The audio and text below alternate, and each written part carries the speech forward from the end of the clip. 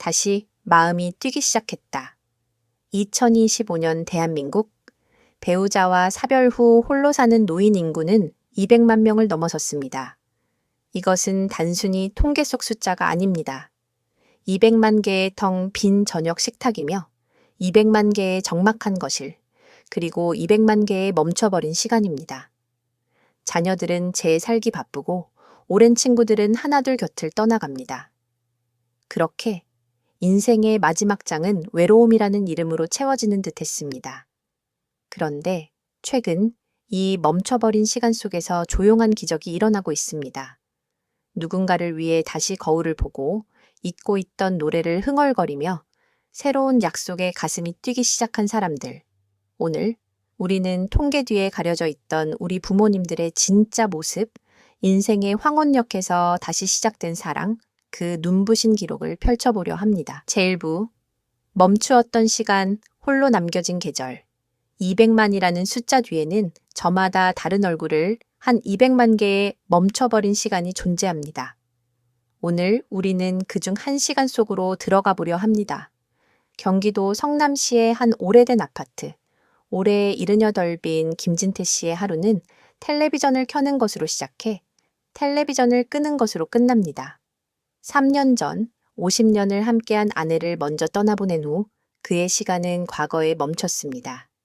아내가 가꾸던 난초는 이미 오래전에 시들었고 선반 위에는 부부의 젊은 시절 사진만이 먼지 속에 그대로입니다. 그에게 식사는 생존을 위한 행위에 가깝습니다. 뭘 먹어도 모래알을 씹는 것 같다는 그는 아내가 끓여주던 구수한 된장찌개의 맛을 이제는 떠올리려 애쓰지도 않습니다.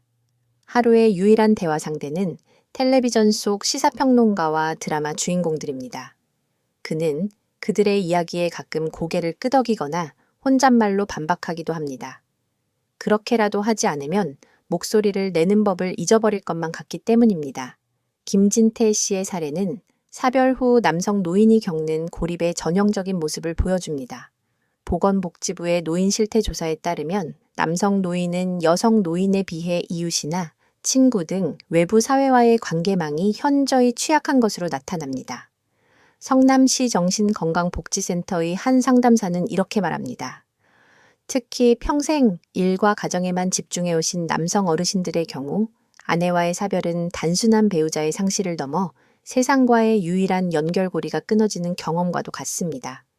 아내는 남편을 외부 세계와 연결해주는 사회적 다리 역할을 해왔기 때문이죠. 그 다리가 사라졌을 때 남성 노인은 순식간에 섬처럼 고립됩니다. 이것이 바로 김진태 씨가 겪고 있는 관계의 단절입니다. 일주일에 한두 번 걸려오는 자녀들의 안부 전화와 별일 없으시죠? 식사는 잘 챙겨 드세요. 라는 그 5분의 통화가 하루 24시간의 고독을 채우기엔 턱없이 부족합니다. 잘 차려입고 외출할 일도, 누군가를 만나 웃고 이야기할 약속도 사라진 시간. 그의 삶은 마치 멈춰버린 흑백 필름처럼 천천히 빛을 잃어가고 있었습니다. 그렇게 멈춰버린 그의 시간은 영원히 과거에만 머무를까요?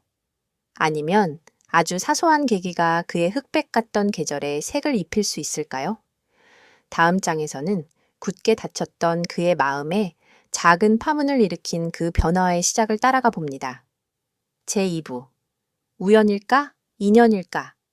멈춰버린 시계의 태엽을 다시 감는 것은 때로는 거창한 사건이 아니라 아주 사소한 계기에서 시작됩니다. 김진태 씨의 경우 그 계기는 딸의 성화였습니다. 아버지, 집에만 계시면 병나요. 복지관에 노래교실도 있고 서예교실도 있대요. 뭐라도 좀 다녀보세요. 몇 번을 거절했지만 수화기 너머로 들려오는 딸의 걱정스러운 목소리에 그는 마지못해 집을 나섰습니다. 몇 년 만에 낯선 외출이었습니다. 성남시 수정노인종합복지관의 시끌벅적한 로비에서 그는 한참을 서성였습니다. 모두가 즐거워 보이는 그곳에서 그는 자신만이 외딴 섬처럼 느껴졌습니다. 어색함을 견디지 못하고 돌아설까를 수십 번 고민하던 찰나, 그는 노래 교실에서 흘러나오는 낡은 트로트 가락에 이끌려 자신도 모르게 문을 열고 들어섰습니다. 수업이 끝나고 대부분의 사람들은 익숙하게 짝을 지어 담소를 나누며 흩어졌습니다.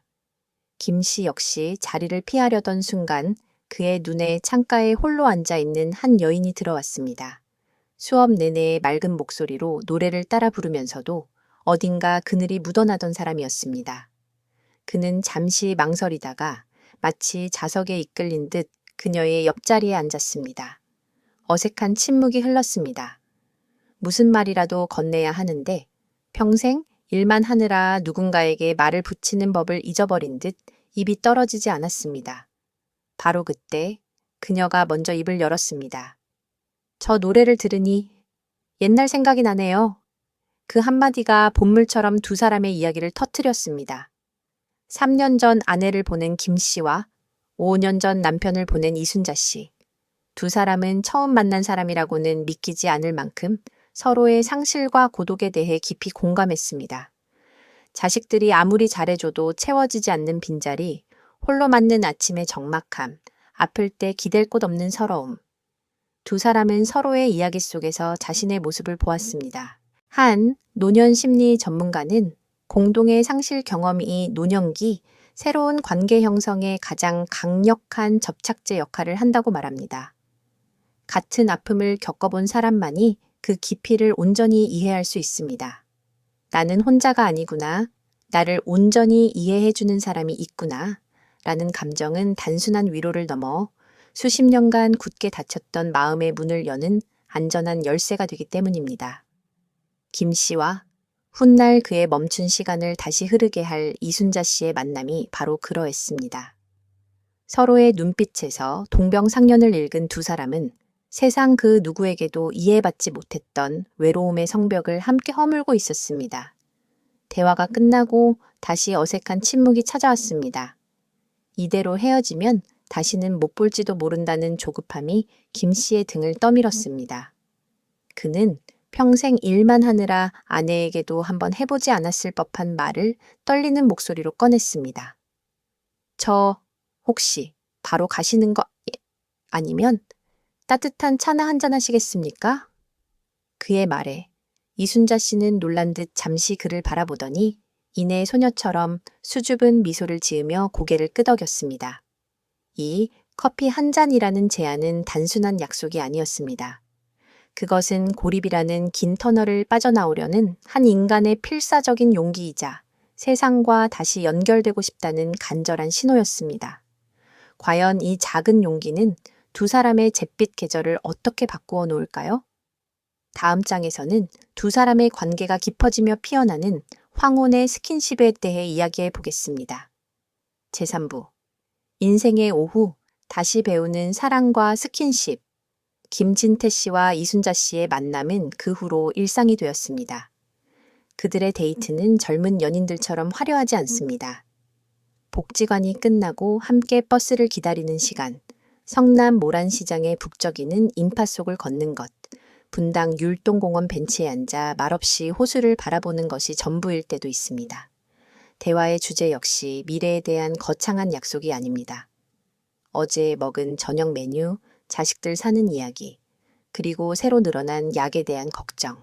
두 사람은 서로의 소소한 과거와 고단한 현재를 나누며 상대방의 시간 속에 자연스럽게 스며들고 있었습니다.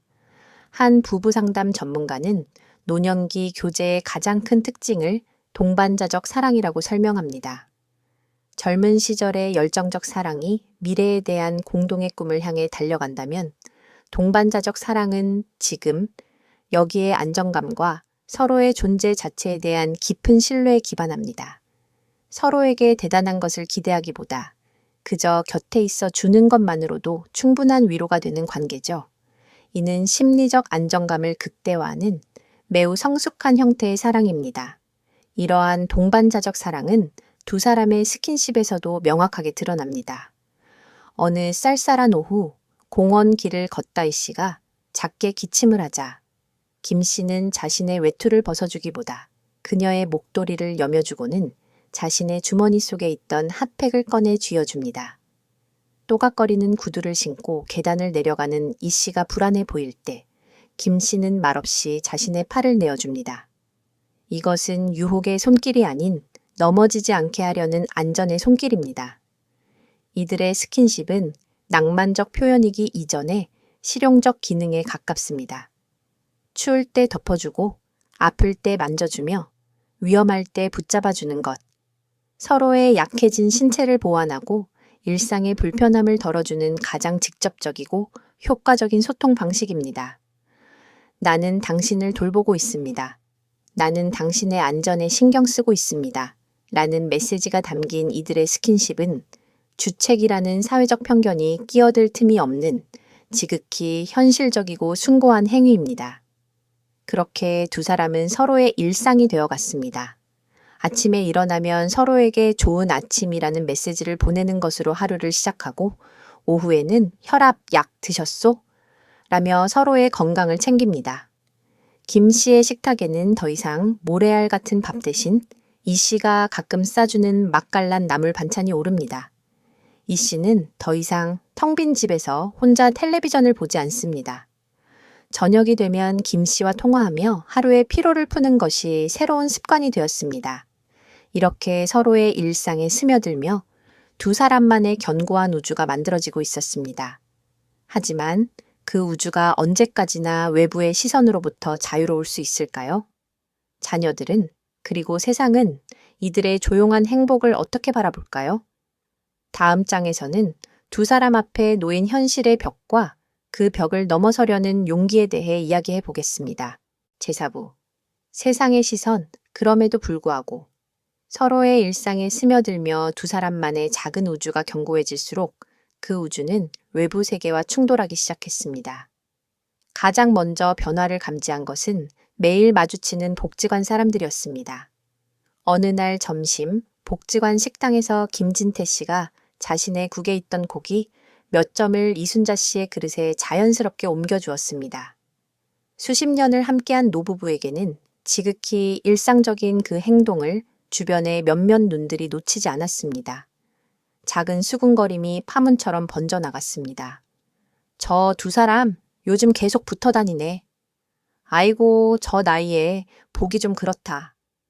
자식들은 저러는 거 알기나 할까? 물론 모든 시선이 차가운 것은 아니었습니다.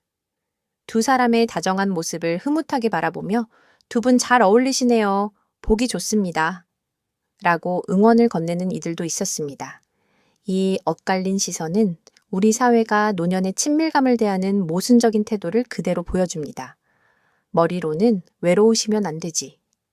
라고 생각하면서도 가슴으로는 그들의 실제적인 애정 표현을 어색해하는 것입니다.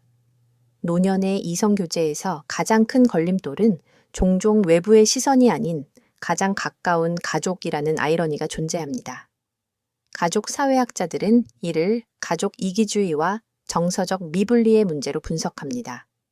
부모를 온전히 독립된 인격체로 보기보다 우리의 아버지, 우리의 어머니라는 역할 안에 가두려 하는 경향 때문입니다. 김진태 씨에게도 그 벽은 찾아왔습니다. 소문을 들은 아들, 내외가 주말 저녁 무거운 표정으로 집을 방문했습니다. 아들은 어렵게 입을 열었습니다. 아버지, 저희가 걱정돼서. 그러죠. 혹시라도 저분이 아버지 재산이라도 노리는 건 아닌지. 또 어머니 돌아가신 지 얼마나 됐다고 벌써.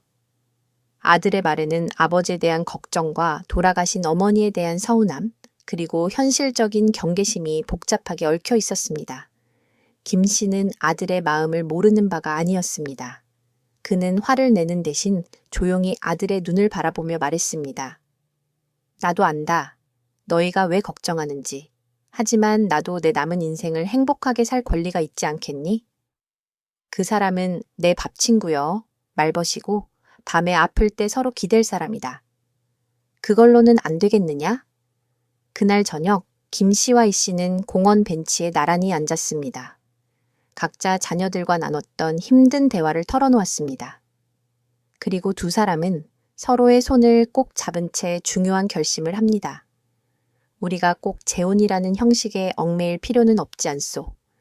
자식들 걱정시키고 재산 문제로 시끄럽게 하느니 그냥 지금처럼 서로에게 가장 좋은 친구이자 가장 든든한 연인으로 그렇게 삽시다. 우리 좋으면 그만이지. 세상의 편견과 가족의 우려라는 벽 앞에서 두 사람은 결혼이라는 제도가 아닌 관계, 그 자체의 소중함을 선택했습니다. 이는 누구의 허락도 아닌 온전히 자신들의 행복을 위한 주체적인 선언이었습니다. 그렇다면 이 용기 있는 선택을 통해 그들의 멈췄던 시간은 과연 무엇을 얻었을까요? 마지막 장에서는 이들의 관계가 가져온 삶의 의미와 궁극적인 변화를 조명해 봅니다. 당신은 내게 무엇이 되었나? 세상의 편견과 가족의 우려라는 벽 앞에서 두 사람은 결혼이라는 제도가 아닌 관계, 그 자체의 소중함을 선택했습니다. 그 용기 있는 선택 이후 김진태 씨와 이순자 씨의 멈춰버렸던 시간은 어떻게 달라졌을까요? 가장 먼저 변한 것은 김 씨의 집안 풍경입니다. 정막을 깨기 위해 하루 종일 켜져 있던 텔레비전 소리는 줄었고 그 자리를 두 사람이 나누는 나지막한 대화와 웃음소리가 채웁니다. 시들어버린 난초 화분 옆에는 이 씨가 선물한 작은 제라늄 화분이 새로 놓여 붉은 꽃을 피웠습니다. 주말에 들른 딸은 몇 년 만에 아버지가 소리내어 웃는 모습을 보며 놀라움을 감추지 못했습니다. 식탁 위 혈압계 옆에 놓인 약봉지를 챙겨 먹는 것을 잊는 횟수도 눈에 띄게 줄었습니다. 두 사람은 함께 작은 계획들을 세우기 시작했습니다. 다음 주에는 복지관 친구들과 근교로 나들이를 가기로 했고, 다음 달에는 가까운 바다에 가서 회를 먹고 오기로 약속했습니다. 오늘을 살아내는 것을 넘어 내일을 기다리게 된 것입니다. 이순자 씨는 자신의 변화에 대해 이렇게 말합니다. 젊었을 땐 사랑이 세상을 다 가진 것처럼 뜨거운 건 줄 알았지. 근데 지금은 달라. 그냥 추운 날 내 손 잡아주는 사람 하나 있다는 거. 밤에 아플 때 혼자 끙끙 앓는 게 아니라 전화하면 바로 달려와 줄 사람이 있다는 거. 그게 전부야. 근데 생각해보니 그게 진짜 전부더라고. 그녀가 말한 전부는 결국 스킨십으로 확인됩니다. 잡아주는 손, 기댄 어깨, 등을 쓸어주는 온기는 나는 혼자가 아니야 라는 사실을 언어보다 더 확실하게 증명하는 세상에서 가장 명백한 증거입니다. 두 사람은 서로에게 죽음을 함께 준비할 동반자가 되어 주었습니다. 이는 국가의 복지 시스템이나 자녀의 효도가 결코 완전히 채워줄 수 없는 영역입니다. 인간은 결국 마지막 순간까지 다른 인간과의 연결을 통해 자신의 존엄을 확인받기 때문입니다. 에필로그 해질 역 나란한 두 개의 그림자. 취재가 끝나갈 무렵 두 분은 작은 여행 가방을 들고 성남 야타벽 플랫폼에 서 있었습니다. 거창한 여행이 아닌 당일치기 온천 여행이었습니다. 전동차가 도착하고 문이 열리자 김 씨가 먼저 내려 이 씨의 손을 잡아 이끌어 주었습니다. 나란히 자리에 앉은 두 사람은 마치 처음 기차를 타보는 아이들처럼 창밖 풍경에서 눈을 떼지 못했습니다. 열차가 천천히 움직이기 시작했습니다. 두 사람의 시간은 다시 흐르기 시작했습니다. 그들의 여정이 어디를 향하든 그 끝이 언제이든 이제 중요하지 않습니다. 중요한 것은 그 길을 더 이상 홀로 걷지 않는다는 사실 뿐입니다. 인생의 오후, 가장 눈부신 햇살 속으로 두 사람을 태운 기차가 지금 막 출발합니다.